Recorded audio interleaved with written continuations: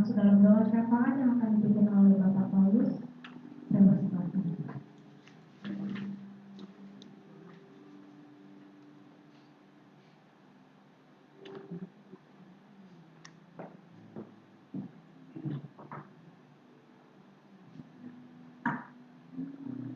Kami sebut Bapak Ibu sebagai diri kita akan berdoa bersama-sama.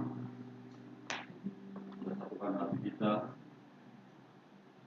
mengembalikan bersyukur kepada Allah. Kami menaikkan ucapan syukur pada saat ini Tuhan Jemaat UPSK Tuhan. Atas segala kasih karunia-Mu Tuhan yang masih Kau berikan kepada kami semua saat ini Tuhan. Kami ada seperti apa yang kehendaki Tuhan. Dan saat ini kami mengucap syukur Tuhan dengan ujian kami Tuhan. Mari Tuhan beri kekuatan dan kesehatan kepada kami semua Tuhan. Ya kasih setiamu indah bagi kami Tuhan, Jemaat UPSK Tuhan. Kepada semua umat Tuhan yang berseru nama-Mu Tuhan, bagi Tuhan dan selamat Tuhan. Terima kasih. Pada saat ini Tuhan kami serahkan dalam tangan-Mu Tuhan, untuk bangsa dan negara tercinta kami Tuhan. Oh kami serahkan dalam tangan-Mu Allah itu campur tangan Tuhan. Saat ini Tuhan, ada suatu permasalahan yang begitu luar biasa yang dialami bangsa kami ini Tuhan. Masalah virus corona ini Tuhan, dan juga bangsa-bangsa yang lain Tuhan, hal yang sama Tuhan. Maka dari itu pada saat ini Tuhan kami serahkan dalam tangan-Mu. Bila virus corona yang saat ini melanda Tuhan, Engkau hentikan Tuhan, sehingga orang-orang yang sakit Engkau sembuhkan Tuhan. Dan kami semua boleh bersuka cita Tuhan, karena kebebasan kami untuk memuji kembali Tuhan, menjaga nama-Mu dalam rumah-rumah ibadah-Mu Tuhan. Mari Tuhan, bila cinta kasih-Mu kepada dunia ini Tuhan, khususnya kepada Indonesia tercinta ini Tuhan, Engkau nyatakan Tuhan. Jika kami Tuhan, Kau beri kekuatan dan kesehatan Tuhan, Kau beri kesejahteraan Tuhan, Kau beri kekuatan yang daripada-Mu saja Tuhan. Terima kasih Tuhan, terima kasih. Saat ini Tuhan kami serahkan dalam tangan Tuhan, jemaat-Mu Tuhan di SK tempat ini Tuhan, dan mereka mencari pekerjaan Tuhan, berkati Tuhan.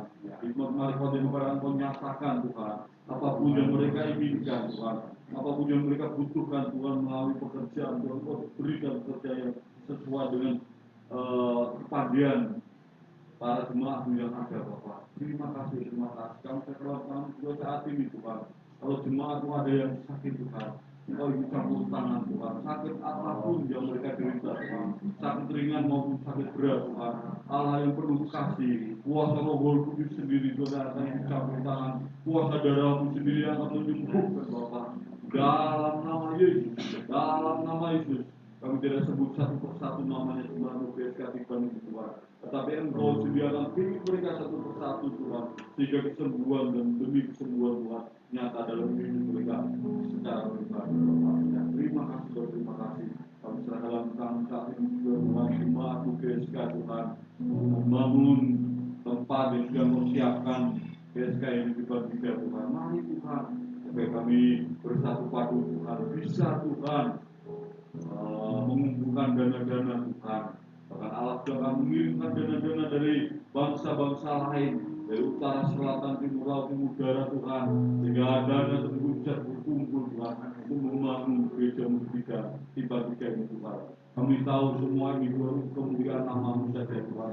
Allah akan mengirimkan orang-orang yang belum mengenal sama sekali akan Engkau Tuhan. Kau kirimkan gereja-Mu tiba-tiba nanti Tuhan, sehingga gereja ini akan menjadi lebih besar lagi, banyak orang yang diselamatkan Tuhan, dan semua kemuliaan nama-Mu Bapa. Terima kasih Tuhan, terima kasih. Dalam tangan Tuhan, kelanjutan daripada pembangunan gereja-Mu tiba-tiba ini Bapa. Terima kasih Tuhan, terima kasih. Allah sendiri campur tangan, dan Allah memberkati saat ini untuk kelanjutan ibadah raya malam hari ini dari pertengahan hingga akhirnya dalam nama Yesus Haleluya. Amin.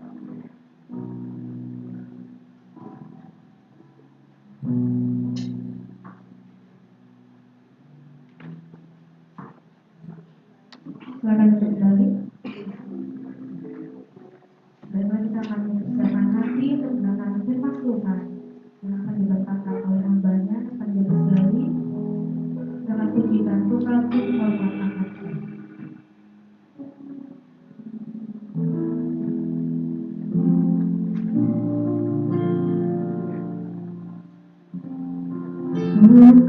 Kagum hormat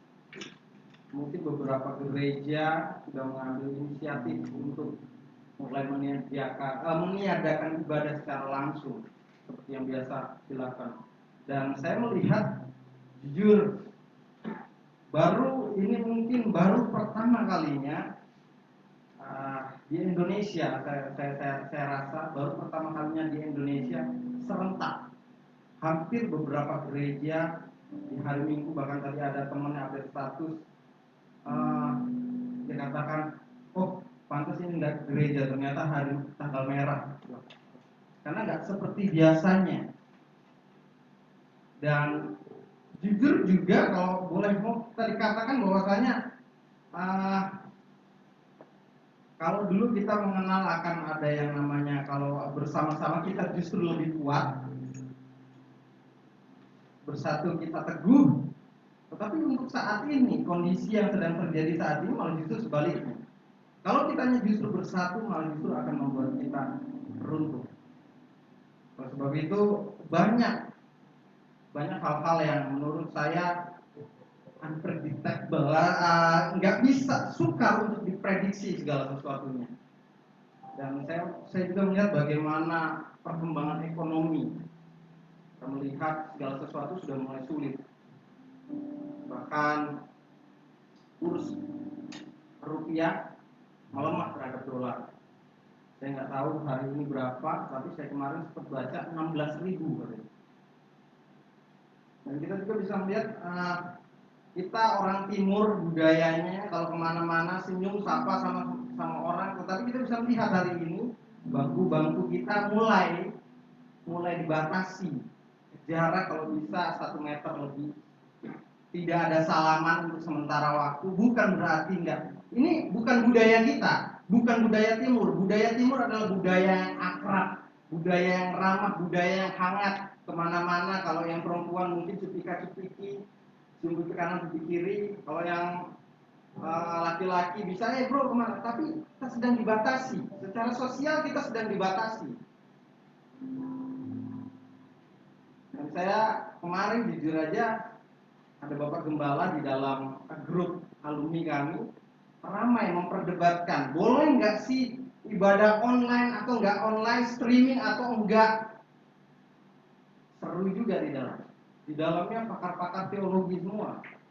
Saya yang baru anak kemarin sore cuma mencermati aja apa yang mereka perbincangkan. Mereka yang sudah bergelar banyak doktor di sana, saya cuma bisa melihat. Tapi satu hal yang menarik buat saya pribadi, saya nggak membela antara boleh nggak yang streaming atau tetap harus ibadah. Saya nggak membela karena satu dengan yang lain punya dalilnya masing-masing, punya kelebihan dan keuntungan serta kekurangannya masing-masing. Oleh sebab itu saya berdiri di tengah-tengah. Dan saya tegaskan tadi di dalam doa saya mau jadi agen perubahannya. Sebab itu saya mau berdiri di tengah-tengah. Saya nggak membela mana yang boleh, mana yang enggak.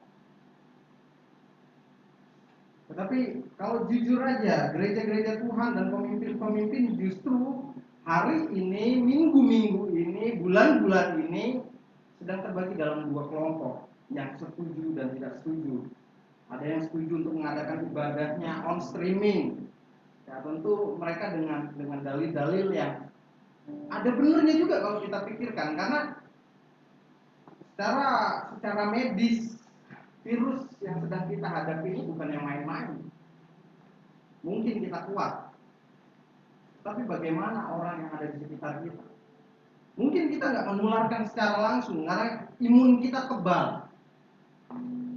Tetapi bagaimana dengan pakaian yang kita gunakan? Bagaimana dengan sentuhan tangan dan lain sebagainya? Ternyata virus tersebut masih bisa bertahan hidup untuk beberapa menit ke depan yang dampaknya tentu saja bisa luar biasa. Saya mengatakan kemarin sempat dikatakan 1 bisa menularkan ke 5 bisa ke 25. Betapa luar biasanya. Ada yang nggak setuju bilang ini bukan budaya kita, ibadah itu ya memang seharusnya bertatap muka. Sekali lagi saya coba untuk apa sih yang Tuhan mau ingin sampaikan hari ini. Satu hal yang saya ingat, saya kemarin coba kasih tahu, saya bersyukur kemarin dikasih ingat. Sebenarnya saya agak lupa dan saya nggak sempat ngecek jadwal. Biasanya Ibu Gembala ngingetin saya, kamu minggu depan khotbah. Tetapi karena saya nggak ngecek jadwal, saya baru tahu dari Pak Paulus, kamu besok khotbah. Saya cek, iya, saya nggak ada persiapan sama sekali. Tetapi bukan berarti saya nggak mempersiapkan diri berkaitan dengan tema tentang ibadah lain sebagainya. Satu hal yang saya ingat dan ini terus ada di dalam hati saya, yaitu kejar esensi, jauhi sensasi. Sekali lagi, kejar esensi, jauhi sensasi. Kalau kita mau terkenal, kalau kita mau viral itu gampang banget. Cari aja sensasi, cari aja yang berbeda arah. Pasti akan mudah banget jadi terkenalnya. Pasti akan mudah banget untuk jadi viralnya. Tapi sekali lagi saya mau tegaskan, cari yang lebih esensi daripada cuma sekedar viral. Cari yang lebih esensi itu apa? Nah, berkaitan dengan ibadah ini, sekali lagi saya mau tegaskan, saya nggak ada berdiri membela kubu yang setuju buy on streaming atau enggak. Saya nggak berdiri seperti itu. Tetapi saya mau tegaskan lebih jauh lagi, sekalipun gereja Tuhan mulai terpecah belah, tetapi yang harus kita lihat sebagai orang percaya, apa yang harus kita lakukan. Kalau saya pribadi ini berkaitan bukan setuju atau tidak setuju, tetapi berkaitan dengan berguna atau tidak berguna. Karena itu jauh lebih esensi, jauh lebih penting daripada sekedar mikirin, oh harus buy streaming nih. Harus lebih daripada itu. Kalau kita melihat, saya tadi di awal saya tegaskan bahwasanya gereja adalah dutanya perubahan. Kita harus seharusnya diri seperti itu. Banyak orang mulai komplain, wah kalau kamu nggak gereja secara fisik, wah kamu kurang beriman. No, nggak yang seperti itu, nggak. Saya mengatakan bukan yang seperti itu. Sejatinya Tuhan sedang mengajari kita bukan hanya untuk sekedar beriman, tetapi juga Tuhan sedang mengajari kita bagaimana kita mempergunakan hikmat yang Tuhan berikan. Saya tadi sempat melihat di YouTube salah seorang dokter katakan kita terlalu terlambat untuk menangani hal ini. Tetapi saya terlalu yakin dan percaya sekalipun kita terlambat, semua itu ada di dalam tangan Tuhan. Apa yang menjadi bagian kita? Kita akan melihat. Bersyukur kita yang kecil ini tetap melakukan ibadah karena jumlahnya yang tidak terlalu besar. Tetapi juga jangan over pede. Over pede terus ditanya seperti ini, nggak mau jaga kesehatan.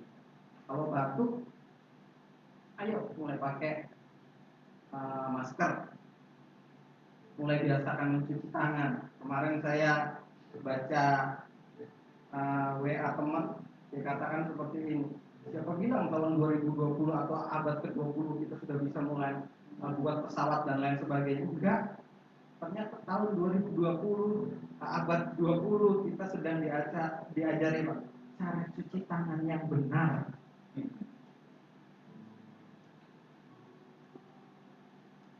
Kita akan melihat lebih jauh lagi berkaitan dengan kejar esensi, jauhi sensasi.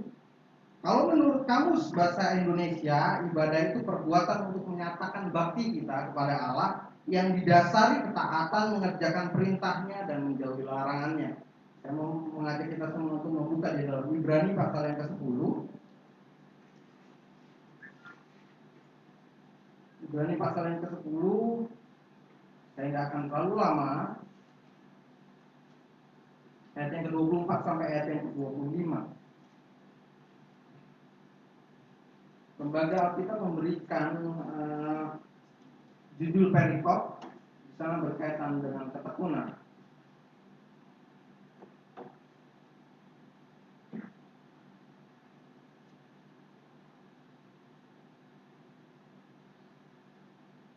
Kita akan baca secara bersama-sama.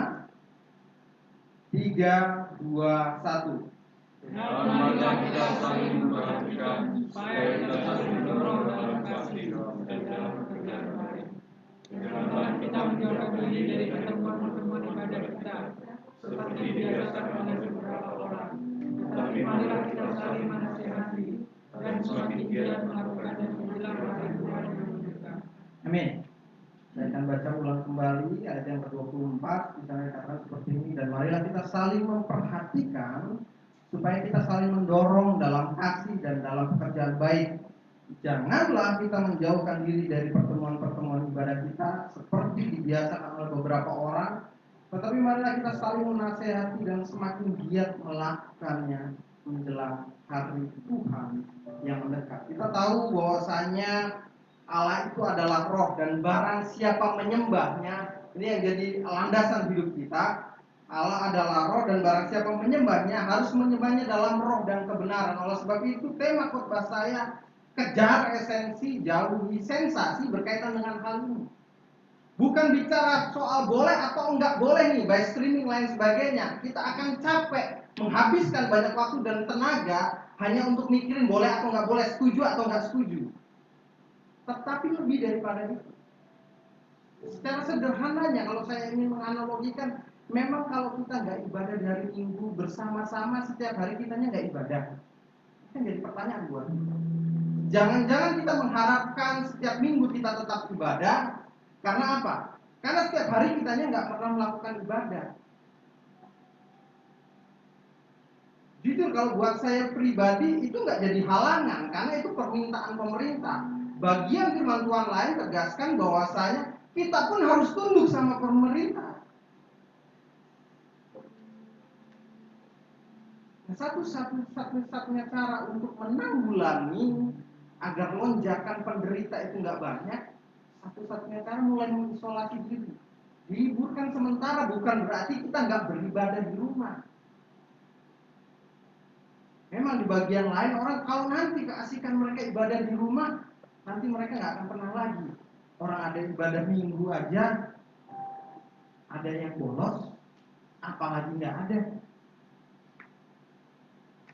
Memang jadi perdebatan, tetapi saya mau kita melampaui lebih daripada itu. Saya mau mengajak kita semua, nggak usah pikirin boleh atau nggak boleh, tetapi mulai pikirkan, oh saya harus beribadah setiap harinya kepada Tuhan. Ini bagian yang paling penting. Oleh sebab itu di dalam Ibrani pasal yang ke-10 tadi di sana dikatakan perikopnya berkaitan dengan ketekunan.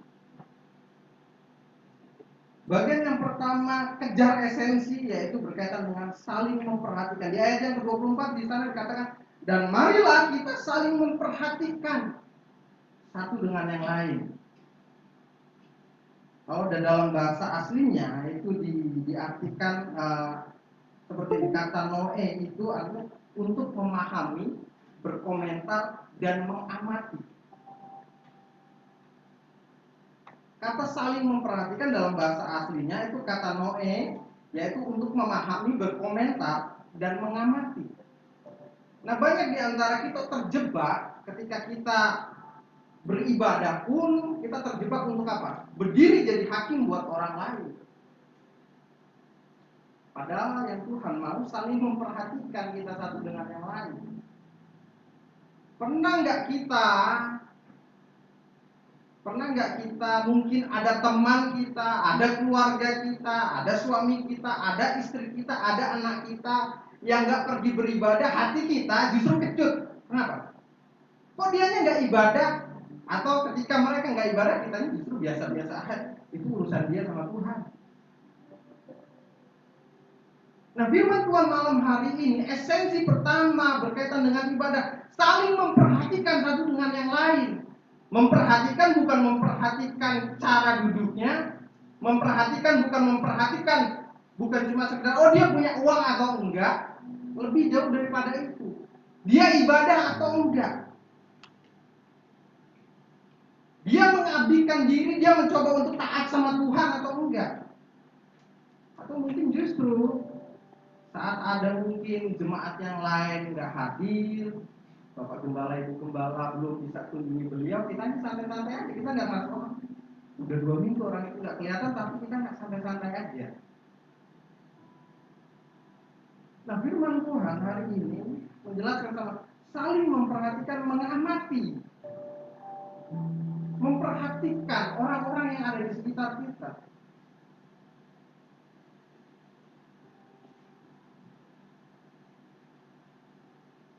Saya ada Joshua di sini. Saya kalau dia nggak ada, saya selalu tanya sama Joshua kemana? Selalu beda.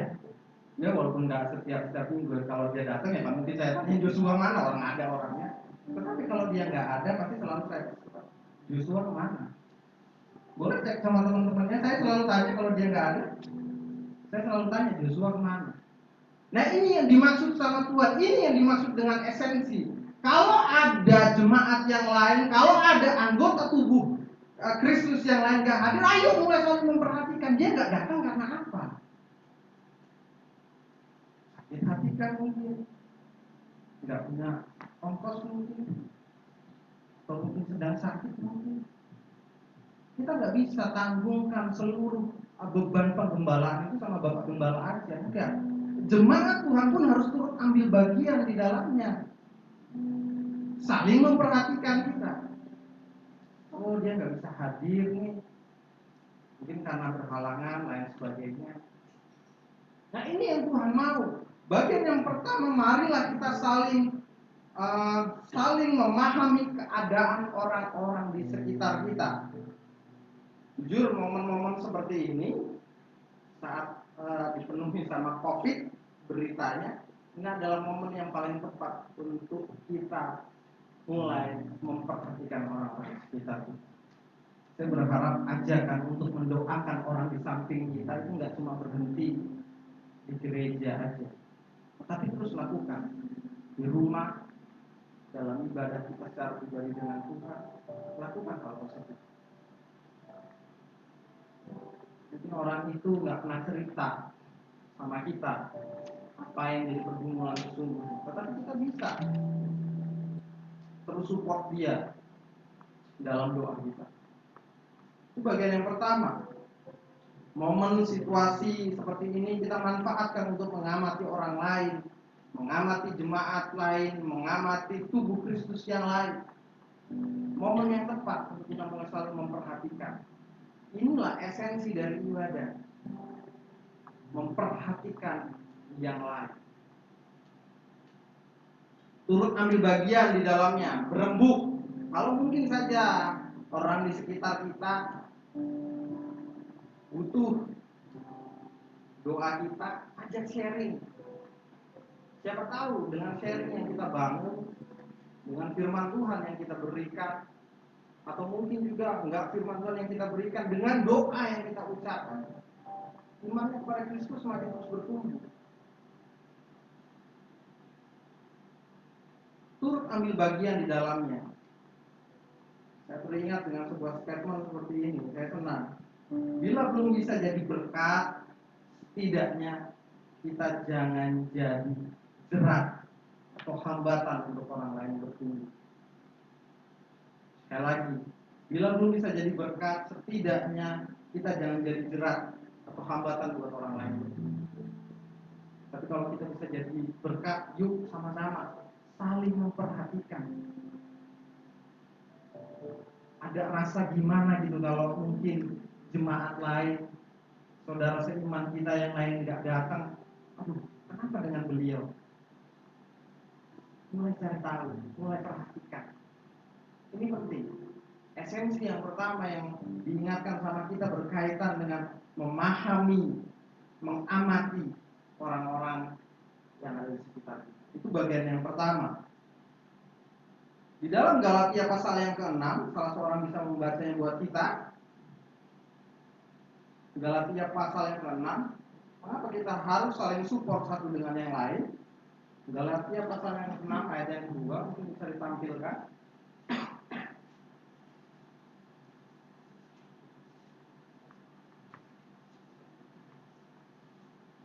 Kita akan baca bersama-sama. 3, 2, 1. Bertolong-tolonglah aku kepada, demikianlah kamu memenuhi hukum. Yes, Tuhan katakan bertolong-tolonglah menanggung bebanmu, demikianlah kamu memenuhi hukum Kristus. Sebab itu saya nge-challenge, saya nantang Bapak Ibu, bukan nantang berantem, tetapi saya nantang Bapak Ibu mulai untuk setelah mendengarkan firman Tuhan ini, mungkin bisa nanti tanya ulang siapa yang duduk di sebelah kanan kiri saya akan mulai doakan. Karena itu esensi yang pertama, bertolong-tolonglah kamu menanggung beban. Dalam terjemahan sederhananya, hendaklah setiap kita saling menolong untuk meringankan beban saudara-saudari kita seiman yang mengalami kelemahan dan kesusahan. Dengan begitu kita menaati hukum kasih yang diberikan oleh Kristus. Bagian pertama berkaitan dengan esensi adalah memahami orang sekitar. Sebab itu saya menantang untuk tetap mendoakan. Titin bisa mendoakan Joli juga bisa mendoakan Stefan, begitu seterusnya lagi. Jangan cuma keluar dari tempat, tetapi begitu sampai rumah terus melakukan. Kita mau support satu dengan yang lain. Itu bagian yang pertama. Saya teringat dengan tolong bantu dalam doa juga. Saya punya teman suster. Beberapa waktu yang lalu dia chat saya, kalau rumah sakit yang sedang dia bekerja saat ini, sekalipun bukan rumah sakit rujukan, tetapi ternyata menangani pasien dengan suspek berkaitan dengan COVID tersebut, dan belum sempat dipindahkan, ternyata meninggal. Singkat cerita, dia pun ada di dalam kegamangan, galau. Waduh, saya yang menangani lagi. Saya tanya, terus kamu gimana kerjanya? Enggak, saya enggak kerja, saya di karantina selama 14 hari. Jujur dia shock. Baru kali pertama datang virus, baru diduga dan ternyata positif. Hasil akhirnya meninggal. Tapi saya nggak tahu, nggak dapat pastikan meninggalnya apakah karena imunnya memang benar-benar benar-benar kurang, atau dia punya sakit penyakit yang lain. Saya kurang paham, tetapi intinya meninggal. Hingga pada akhirnya dia katakan, jujur dokter, saya harus katakan saya takut. Banyak orang mulai, saya berpikir tadinya, wah ini bisa saya lalui, yes, tetapi ternyata saya pun pada akhirnya harus karantina. Saya katakan, waduh, saya coba membayangkan diri seandainya saya ada di posisi dia. Ya benar juga, pasti saya ketakutan. Tetapi balik lagi, saya terlalu yakin dan percaya bahwasanya ada yang sedang Tuhan kerjakan. Kalau kitanya sudah berusaha, kita jaga kebersihan dan lain sebagainya, kalaupun toh, dan kita juga bisa tahu beberapa ahli mengatakan sekalipun virus ini belum ada obatnya, tetapi bisa ditanggulangi dengan apa? Dengan kita support imun kita sendiri. Dengan begitu virus itu pasti akan kalah dengan sendiri. Saya katakan jangan takut. Sekalipun kalau saya seandainya ada di posisi dia, pasti juga galau. Saya katakan jangan takut. Saya akan terus support kamu dalam doa. Saya akan terus bawa kamu dalam doa. Setiap hari saya kirim firman sama dia. Saya selalu tanya kabar sama dia. Gimana kondisimu? Oh baik-baik aja. Ya fine. Walaupun dia harus kehilangan karena dia juga salah seorang pengerja di GBI Kerajaan Allah di Solo di Jawa Tengah. Dia katakan, saya nggak bisa berjumpa dengan anak-anak saya, anak-anak sekolah mudiknya, tetapi dia katakan saya tetap bersuka cita dan saya terlalu yakin dan percaya Tuhan akan terus menguatkan. Nah, tugas kita sebagai orang percaya adalah mulai pahami orang-orang di sekitar kita. Itu yang lebih esensi dibandingkan kita hanya berbicara tentang boleh atau nggak boleh nih streaming atau nggak streaming. Kita akan kehabisan banyak waktu. Yang lebih esensi adalah mulai perhatikan. Tadi pagi juga Bapak Gembala sempat singgung, mulai perhatikan orang di sekitar. Bukan sebuah kebetulan, saya dan beliau nggak janjian soalnya. Tetapi saya terlalu yakin dan percaya inilah yang Tuhan mau kita kerjakan. Bagian yang kedua berkaitan dengan berkaitan dengan kejar esensi jauhi sensasi. Bagian yang kedua adalah Saya katakan supaya kita saling mendorong dalam kasih dan dalam pekerjaan baik. Saya katakan mendorong dalam kasih, bahasa aslinya itu paroksumon. Paroksumon atau paroksumos itu punya arti mendorong atau menghasut. Aneh ya. Di sini katakan saya katakan supaya kita saling mendorong atau menghasut dalam kasih. Coba lihat, iya, luar biasa firman Tuhan itu banyak kalimat-kalimat yang kalau dalam bahasa aslinya itu luar biasa. Nah, di sini bukan hanya sekedar mendorong, tetapi menghasut agar orang lain pun punya tujuan yang sama dengan kita, yaitu apa? Membagikan kasih. Nah, ini jauh lebih penting. Mulai membagikan kasih.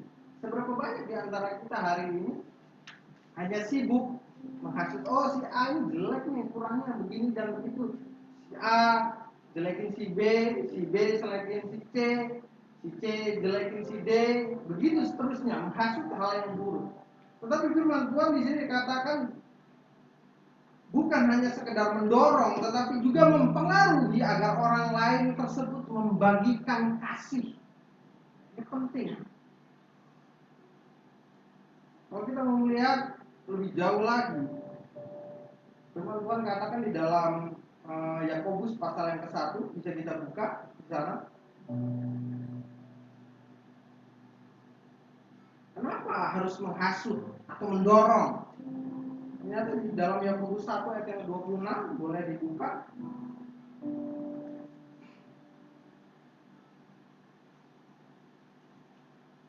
Saya katakan seperti ini.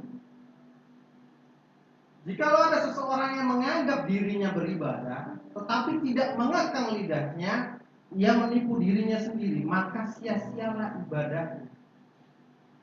Bagian yang penting berkaitan dengan hal ini adalah seharusnya ketika Tuhan berikan kita lidah, yang kita lakukan adalah mempengaruhi agar orang lain punya tujuan yang sama, membagikan kasih Kristus. Itu tujuannya. Nah, ini esensi yang kedua. Kalau kita bisa menghabiskan banyak waktu nyeritain keburukan orang lain, kenapa nggak diganti? Kenapa nggak dirubah? Mulai pengaruhi dia agar dia berbuat baik, agar tujuannya membagikan kasih. Tapi firman Tuhan jelas di dalam Ibrani tadi, saling memperhatikan supaya kita saling mendorong dalam kasih dan dalam pekerjaan baik. Nah, ini penting untuk mulai kita pikirkan, benar enggak? Jangan-jangan kita kebanyakan menghabiskan banyak waktu hanya apa? Untuk menghasut orang dalam kejahatan aja, ngompor-ngomporin orang. Firman Tuhan jelas, yang harus ditekan lidah, tapi ada caranya. Hasut orang lain untuk berbuat kebaikan, terus push dia untuk melakukan kebaikan. Nah, ini yang Tuhan mau. Kasih itu, saya mau katakan sekali lagi, mentegaskan bahwa kasih itu nggak bisa dipisahkan dari action. Sekali lagi saya mau tegaskan, kasih itu nggak bisa dipisahkan dari tindakan. Jadi kalau saya mau katakan, oh saya mengasihi Aston, tetapi nggak ada actionnya buat Aston. Dia melakukan kesalahan nggak saya tegur, diam aja lah, saya mengasihi Aston. Kalau dia melakukan mungkin nyontek, saya nggak tegur, wah saya mengasihi Aston. Nggak yang seperti itu. Kasih harus dibarengi dengan action. Ini penting untuk mulai kita pikirkan, supaya tindakan kita mendorong orang untuk melakukan dengan tujuan kasih itu jelas. Tujuannya adalah perbuatan baik.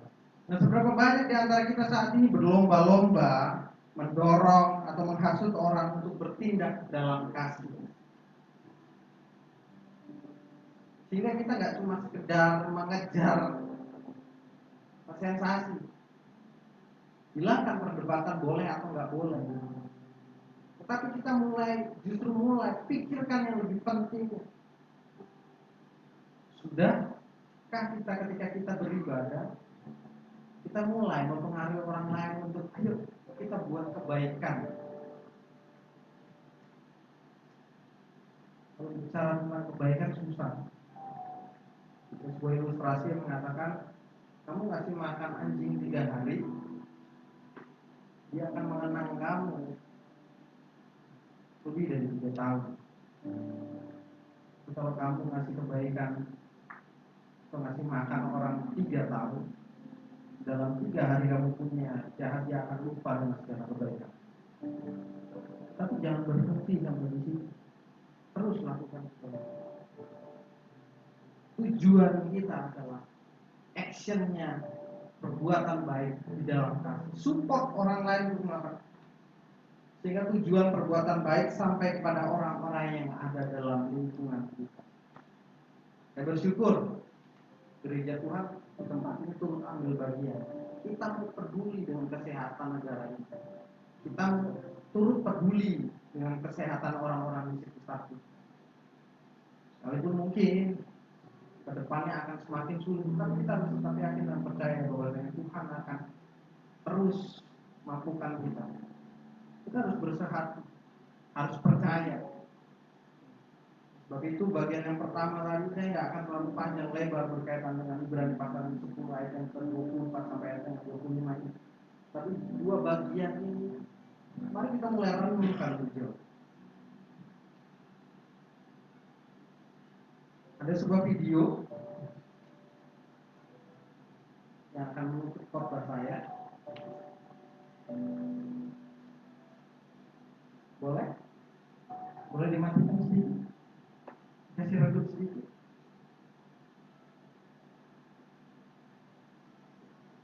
Saya kemarin dapat ini di grup alumni kami. Boleh? Sebuah renungan. Ternyata bukan penganiayaan yang membuat gereja tutup, tetapi corona. Gereja tutup, jemaat bubar, kebaktian minggu batal, sekolah minggu berhenti, paduan suara sunyi, persekutuan doa hening, ibadah pemuda, remaja juga tak pasti. Musik di gereja sepi, salaman dihindari. Corona datang, kita dipaksa bergaul dengan Tuhan.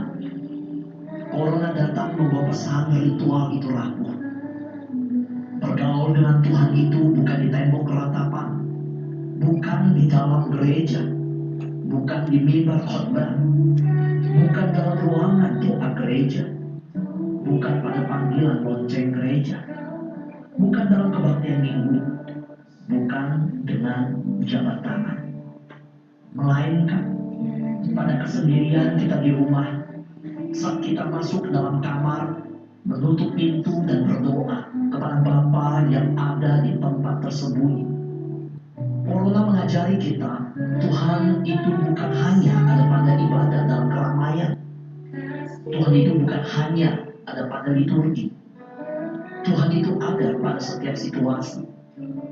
Sudah tiba sekarang waktunya menyembah Dia dalam roh dan kebenaran.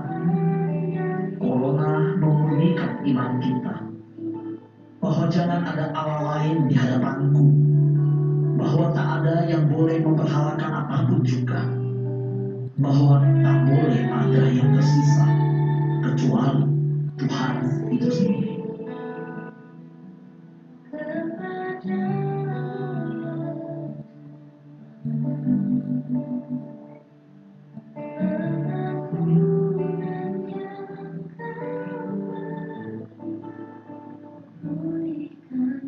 Oke, sampai di situ. Sekali lagi saya mau tegaskan, jangan takut, percaya saja. Bagian kita sudah dijelaskan dalam firman Tuhan. Dan saya terlalu yakin dan percaya bahwa firman Tuhan tidak akan pernah bertentangan antara satu dengan yang lain, boleh atau enggak boleh. Kita sebagai orang Kristen pun harus berikhlas. Tuhan kasih kita kepandaian, Tuhan kasih kita hikmat agar kita dapat menimbang lebih jauh lagi.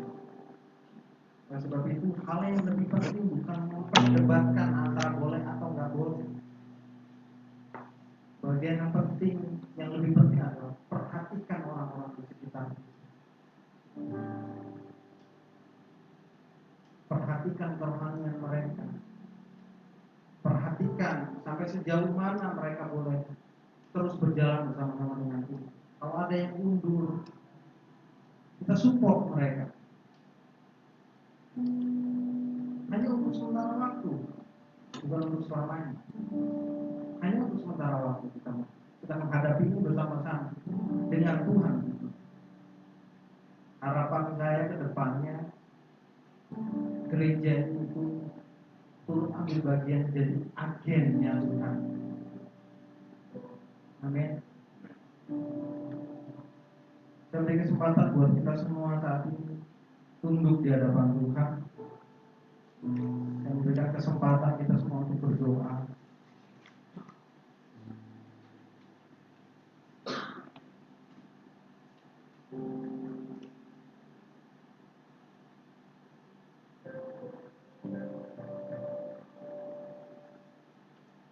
Ambil waktu sejenak di hadapan Tuhan. Mulai renungkan kembali. Ibadah tidak hanya berhenti pada ritual semata. Kalau hanya pada ritual, maka sia-sialah segala sesuatu yang kita kerjakan. Ibadah jauh daripada itu. Esensi ibadah lainnya adalah kita mulai memperhatikan orang lain.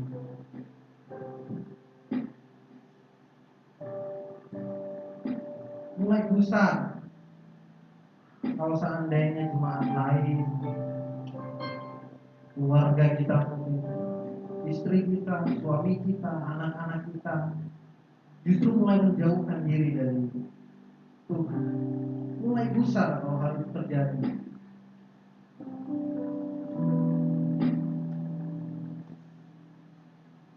Kami bersyukur Tuhan pada malam hari ini. Kami bersyukur juga dengan keadaan dan kondisi yang sedang dialami oleh negeri kami. Biarlah kami terus memandang kepada Kristus. Biarlah kami terus beriman kepada Kristus. Dan kami rindu Tuhan, kami menjadi agen perubahan. Firman Tuhan bagian lain, kami pun harus taat kepada apa yang disampaikan oleh pemerintah. Tetapi biarlah hal itu tidak mengurangi ibadah kami. Firman Tuhan katakan bahwasanya engkau harus disembah dalam roh dan kebenaran. Itu yang Tuhan mau.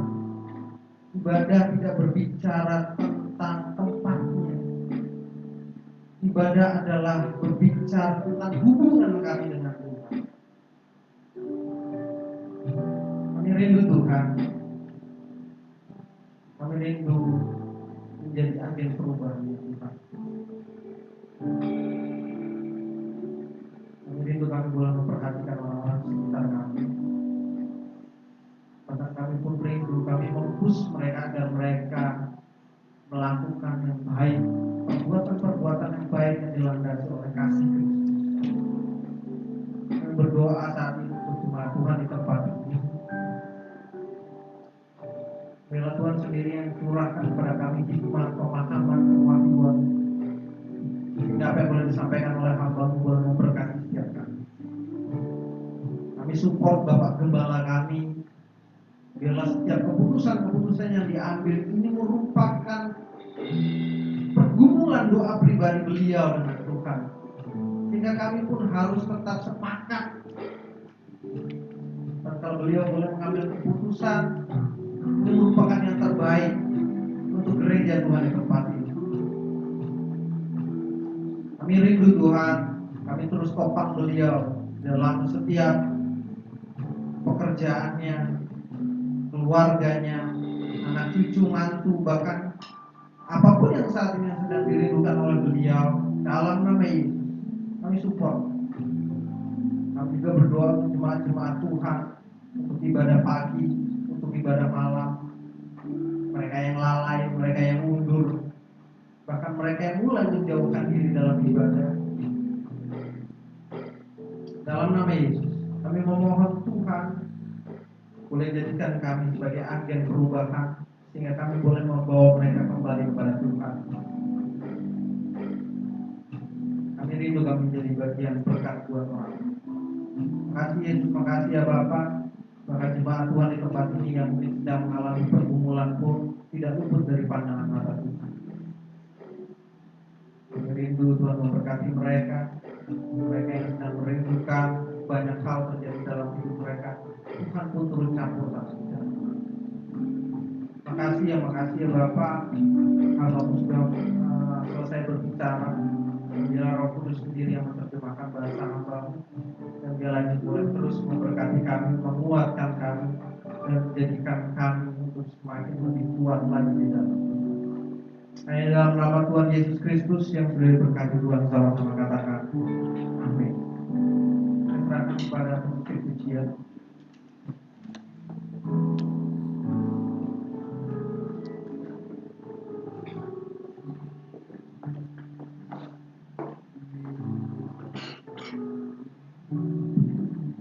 Puji nama Tuhan, biarlah melalui firman ini iman kita semakin dikuatkan dan kita semakin tidak khawatir akan yang kita hadapi pada hari-hari ini.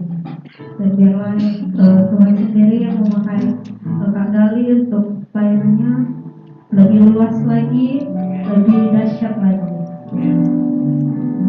Kita akan memberikan persembahan pada malam hari ini. Persembahan dijalankan oleh saudara Astor, dan doa persembahannya Ibu Indrawati. Kita pujikan Allah itu.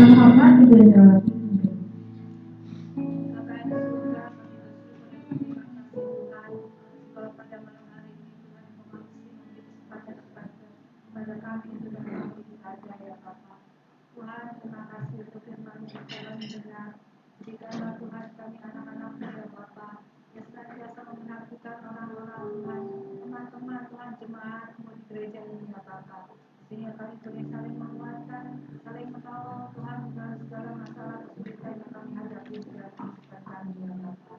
Tuhan kami percaya bahwa Tuhan menjaga kami, tetap menyertai kami, jadikan kami Tuhan juga bagi orang-orang sekitar kami ya Bapa dalam kehidupan kami. Tuhan Yesus kami juga bersyukur dan terima kasih Tuhan, kalau pada malam hari ini Tuhan kami juga boleh mengembalikan berkat yang Tuhan berikan dalam kehidupan kami Tuhan. Baik Tuhan, kami yang memberikan yang besar atau kecil, Tuhan bukan masalah Tuhan. Tapi biarlah apa yang kami persembahkan Tuhan dengan kesungguhan hati dan kerelaan hati Tuhan memberikannya kepadamu ya Bapa. Terima kasih Tuhan, berkati Tuhan setiap yang sudah memberi atau mereka yang belum memberi kesempatan untuk memberi biarlah Tuhan berkati Tuhan pembukaan Tuhan. Setiap kami cuma ingin hadir pada malam hari ini. Terima kasih Tuhan, terima kasih Bapa. Yang dalam nama Tuhan Yesus kami berdoa dan bersyukur. Amin. Amin. Terima kasih. Selanjutnya wakil gereja saya serahkan kepada Bapak Pendeta Suhardi untuk mengumumkan.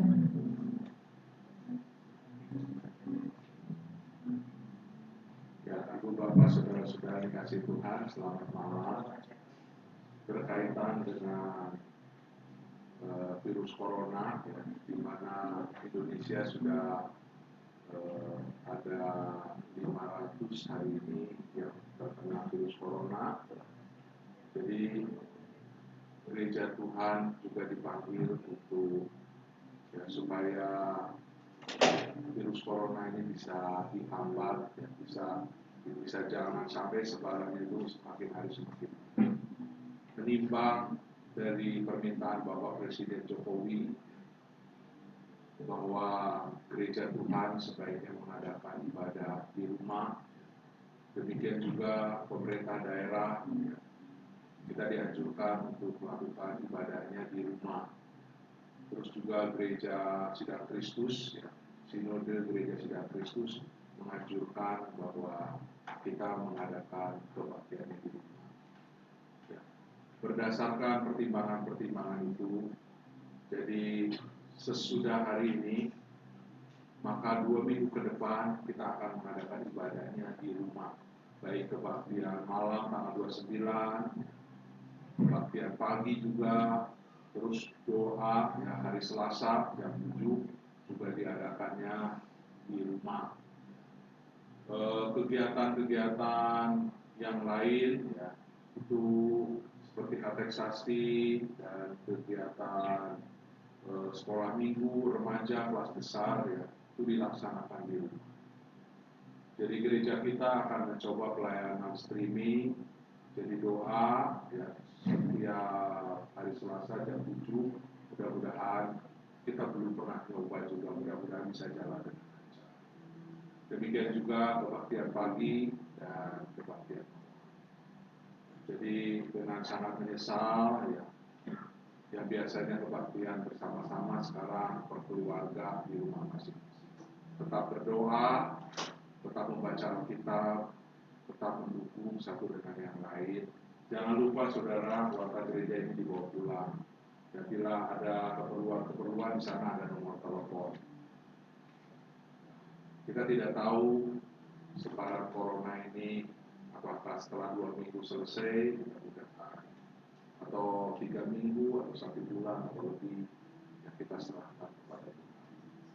Jadi jangan lupa ya, teruslah saling mendoakan, teruslah ya, bergantung kepada Tuhan.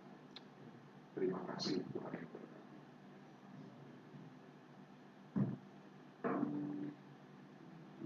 Kita akan mengakhiri ibadah ini. Saya undang saudara-saudara untuk bangkit berdiri.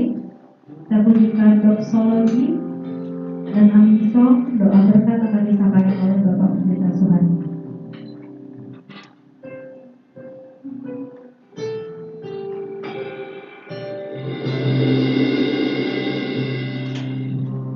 Puji Allah Bapa Putra, puji Allah Roh Kudus,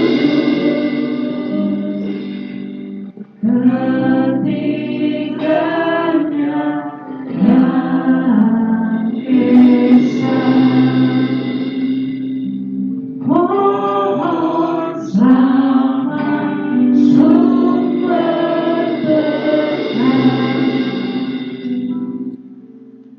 Tuhan, Bapa kami yang di surga, kami terus meminta kepada Tuhan, Tuhan ampunilah segala dosa-dosa kami.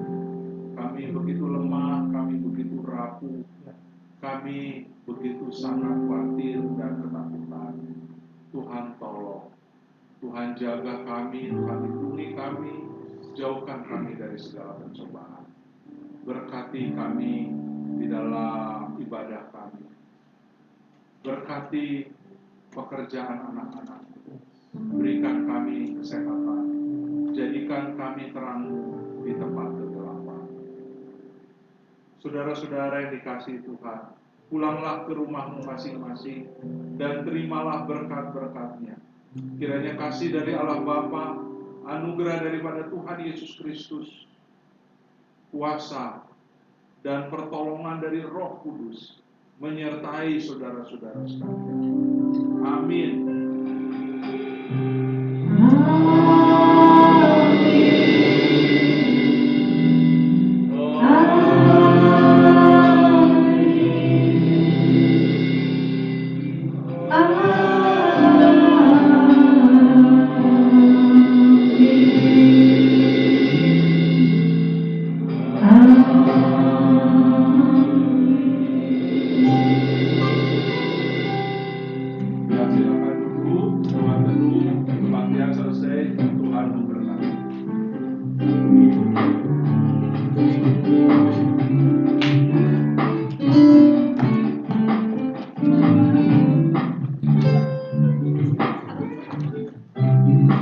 Nggak boleh loh salam-salam.